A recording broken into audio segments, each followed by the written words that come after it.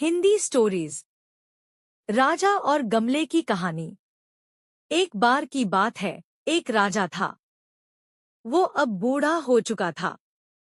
उसको बस अब आराम करना था। इसके लिए उसने अपना उत्तराधिकारी बनाने की योजना बनाई। फिर एक दिन उसने अपने राज्य में एक सभा बुलाई, जिसमें राज्य के सभी लोगों को आने को कहा। राजा का आदेश सुनकर राज्य के सभी लोग उस सभा में शामिल हुए। फिर राजा ने सबसे कहा है कि वह अब राज्य के ही किसी अन्य व्यक्ति को राजा बनाना चाहता है। राजा की बात सुनकर सभी लोग खुश हो गए।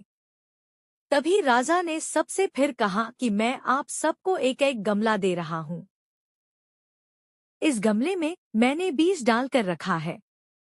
जो भी व्यक्ति इस बीज से फूलों का पौधा उगाएगा, वह ही व्यक्ति अगला राजा बनेगा। और इस काम के लिए राजा ने सभी को 1 हफ्ते का समय दिया।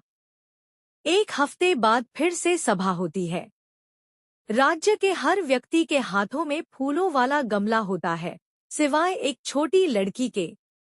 उसके हाथ में सिर्फ मिट्टी वाला ही गमला होता है। राजा जैसे ही उस छोटी लड़की को देखता है, उसे अपने पास बुलाता है और सबसे कहता है कि अब से उसका राज्य यही छोटी लड़की संभालेगी। सारे लोग राजा पर गुस्सा करने लगते हैं। तभी राजा कहता है कि मैंने जो बीज वाला गमला आप सबको दिया था, उससे कोई भी पौधा नहीं उग सकता था। लेकिन आप सबने अपनी तरफ से फूलों वाला पौधा लगाया।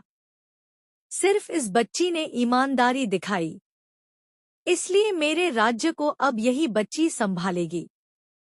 राजा की बात सुनकर सभी को अपने किए पर शर्म आती है और बिना कुछ कहे वहां से चले जाते हैं।